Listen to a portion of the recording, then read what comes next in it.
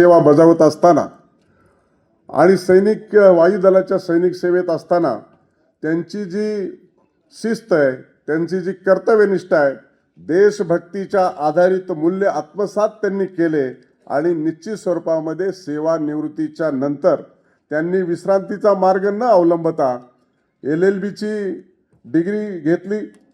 LLBच्या डिग्रीच्या नंतर त्यांनी पुन्हा एकदा वकिली व्यवसायाला सुरुवात केली आणि वकिली व्यवसाय करत असताना समाजातील गोरगरीब आणि अन्यायग्रस्त सर्वसामान्य नागरिकांना आपली उपयोग झाला पाहिजे या भावनेतून त्यांनी काम केलं आणि त्यांनी अर्बन बँकेचं जे उदाहरण सांगितलं आणि मला वाटतं सगळ्या टीमनी 85% लोकांच्या ठेवी परत देण्याचं काम केलं। अच्युतरावासारखे माणसं होते म्हणूनच ठेवीदारांना न्याय मिळू शकला। शेवटी सुखामध्ये सगळे असतात, दुःखामध्ये कोणी नसतं। हे अच्युतराव पिंगळे साहेबांच्या माध्यमातून खऱ्या अर्थानं त्यांना मोठा दिलासा मिळाला आणि त्यांनी फक्त बोलणंच दाखवलं नाही तर आपलं कर्तव्य फी न घेता अशा परिस्थितीमध्ये केलं आणि त्या लोकांना न्याय दिला आणि आजच्या सहस्त्रचंद्र दर्शन कार्यक्रमाच्या मध्ये ही बँक टिकली पाहिजे, पुनर्जीवित झाली पाहिजे आणि पुन्हा सभासदाचं हित याच्यामध्ये जोपासला पाहिजे हा गौरव उद्गार काढल्याच्या नंतर खऱ्या अर्थानं त्यांची या मागची भावना आपल्याला लक्षात येते। आणि म्हणून खऱ्या अर्थानं भारतीय जनता पक्षाच्या अत्यंत संघर्षमय जीवनामध्ये पिंगळे साहेबांनी सांगितलं की खरं तर आपण ज्या कालखंडामध्ये जनसंघापासून भारतीय जनता पार्टीमध्ये परिवर्तित झालेली ही पक्ष आणि त्या कालखंडामध्ये काम करणं हे खूप म्हणजे अवघड होतं आणि लोकांचे आलोचना असेल, लोकांचा तिरस्कार असेल, भाजपचं काम करणं म्हणजे खूप वाईट परिस्थिती होती। त्यामुळे कुठेतरी माणूस सापडायचा, भाजपवाला असला म्हणलं की त्यालाच बरं वाटायचं, 1-2 माणसातच आपला कार्यक्रम चालायचा। पण आज काय परिस्थिती आहे? आमचे पूर्वज संघाचे पूर्वी एकदम जवळ होते आणि कधी कधी तर सांगतात ते आम्ही पंचवर्षी शिक्षित आहोत। आता त्यांना माहीतच नाही, हे तृतीयपर्यंतच असतं।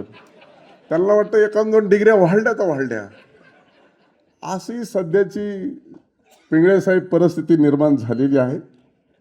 त्यामुळं एकामेकाच्या चढाओढ चाललेली की मी कसा भाजपचा पूर्वी होतो, पण अच्युतरावांकडे बघितल्याच्या नंतर अच्युतराव प्रत्येका जराचं वर्णन करू शकतात की ह्यांनी आणि ह्यांच्या पूर्वजांनी कसे भाजपला त्रास दिलाय। हे मात्र त्यांनी एक पुस्तक लिहिलं पाहिजे आणि त्याची गरज आहे। शेवटी हे पहा, सत्य हे सत्य असतं। कोण कुठं आहे, कोण कुठं आहे, शेवटी अच्युतराव जर पहिल्यांदा मध्येच पक्ष बदलून कुठे गेले असते तर त्यांना एवढं अस्खलित भाषण करता आलं असतं का? आलं असतं का? थोडा डागच लागला असता ना, का नसता लागला? त्यासाठी तर खऱ्या अर्थानं ज्यांनी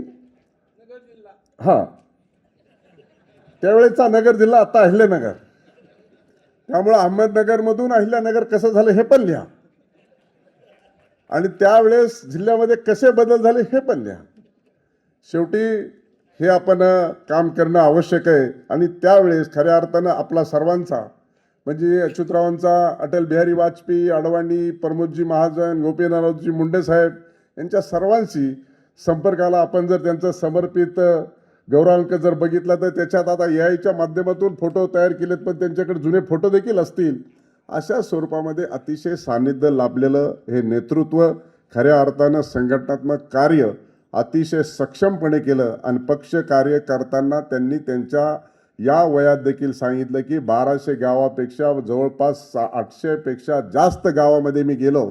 त्याच वेळेस माझ्या लक्षात आलं की मी आदरणीय आपल्या देशाचे पंतप्रधान आदरणीय मोदी साहेबांनी देखील मला देखील जे वाटलं की त्यांनी सांगितलं की मी देशाचा पंतप्रधान जरी असलो तरी मी भारत देशातल्या जवळपास 500 जिल्ह्यामध्ये म्हणजे 90% जिल्ह्यामध्ये मी स्वतः मुक्काम केलेला आहे।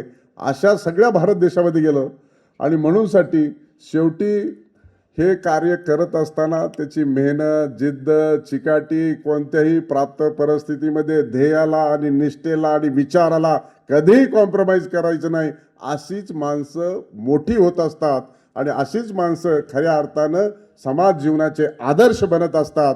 हे अच्युतराव पिंगळे साहेबांच्या माध्यमातून मला या ठिकाणी जाणवलेलं आहे. आणि म्हणून अच्युतरावांचं कार्य हे राजकारणापुरतंच मर्यादित नव्हतं, तर शिक्षण क्षेत्रात देखील त्यांनी हिंद सेवा मंडळाच्या माध्यमातून काम केलं. त्याचबरोबर शिक्षणात देखील शिस्त आणि गुणवत्तेला त्यांनी प्राधान्य देत देखील अनेक गोष्टी त्या शिक्षण संस्थेमध्ये देखील करण्याचा प्रयत्न केलेला आहे. वकिली व्यवसाय तर नगर अर्बनच्या बँकेतून माझ्या अगोदरच्या वक्त्यांनी आणि त्यांनी देखील सांगितलेलं आहे. आणि म्हणून अशा एका चांगला व्यक्तिमत्व खऱ्या अर्थानं न्यायव्यवस्थेवरचा विश्वास अधिकचा दृढ करावा आणि लोकशाहीमधलं खऱ्या अर्थानं समाजहिताचं आणि अन्यायग्रस्त लोकांना एक वकील म्हणून त्यांना जो आनंद आता या क्षणाला देखील मिळतो आहे. शेवटी आपण काय केलं जीवनामध्ये हे सांगण्यासाठी सुद्धा लोकांच्या उत्तरार्ध कालखंडामध्ये आपल्याकडं ठेवा असला पाहिजे, तेव्हाच लोक आपले उत्तरार्ध कालखंडामध्ये आपल्याशी जवळीक साधत असतात. आणि म्हणून प्रत्येक माणसाला येणं आणि जाणं आहे, परंतु दरम्यानच्या कालखंडामध्ये तो कसा जगला आणि किती लोकांशी आपलेसं नातं बनवलं आणि किती लोकांशी ते उपयोगी पडलं, याच्यावरच त्या माणूस जीवनाची खऱ्या अर्थानं नोंद होत असते. आणि माणूस म्हणून तो समाज जीवनामध्ये पिढ्यानपिढ्या लोकप्रिय होत असतो. आणि म्हणून अच्युतरावांच्या संदर्भामध्ये अतिशय प्रतिकूल परिस्थितीमध्ये सुद्धा एक ध्येय, एक विचार, एक निष्ठा, एक राष्ट्रप्रेम, एक संघटनात्मक भूमिका अतिशय प्रकर्षाने त्यांनी आपल्या जीवनामध्ये अंगीकृत करून भविष्याचा वेध घेत, त्यांना हे माहीत नव्हतं की आपल्या सुद्धा विचाराचं राज्य सरकार आणि केंद्र सरकार देशामध्ये येणार आहे. आणि म्हणून कुठं दूरवर असं दिसत नव्हतं, तरी पण त्या विचाराशी बिलगून कार्यक्रम करून खऱ्या अर्थानं त्यांच्या माध्यमातून, अशा व्यक्तींच्या माध्यमातून आज जे राज्यात आणि देशात परिवर्तन झालेलं दिसतंय, त्याचं केवळ आणि केवळ कारण म्हणजे ॲडव्होकेट अच्युतराव पिंगळे सारख्या अनेक लोकांनी आपलं जीवन समर्पित केलं.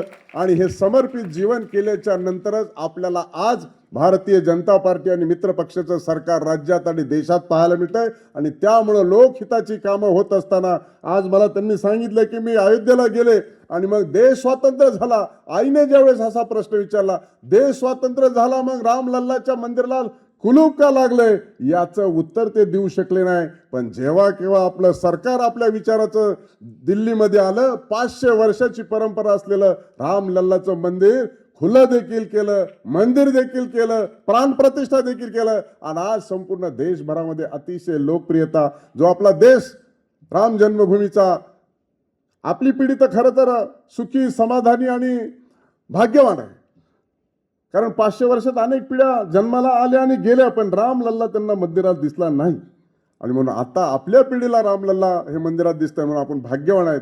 खऱ्या अर्थानं आता खऱ्या अर्थानं आपल्या देशाला स्वातंत्र्य मिळाल्याची भावना प्रत्येक या श्रीरामाच्या भक्ताच्या मनामध्ये निर्माण झाली. नाही तर कसलं स्वातंत्र्य होतं. आपण ज्याचं दर्शन करतो, ज्याच्या प्रती निष्ठा ठेवतो, ज्याच्या प्रती आपल्याला आदर आहे, आणि मग अशा व्यक्तिमत्वाच्या, अशा देवाच्या, अशा रामलल्लाचं जर आपण त्या झोपडातून सोडू शकलो नाही, तर कशाचं आपल्याला लोकशाहीच्या मार्गाने स्वातंत्र्य मिळालं असं होऊ शकलं नव्हतं. परंतु आदरणीय मोदीजींच्या नेतृत्वामध्ये हे सगळं घडलं. आणि निश्चित स्वरूपामध्ये अच्युतराव पिंगळे सारखे जे समर्पित जीवन पक्षाशी ध्येय ठेवून, निष्ठा ठेवून जगले, आणि त्यांच्यामुळंच खऱ्या अर्थानं अशा प्रकारचं परिवर्तन झालं आणि तुमच्या आमच्या मनातली लोकशाही या देशात आणि राज्यात येऊ शकली.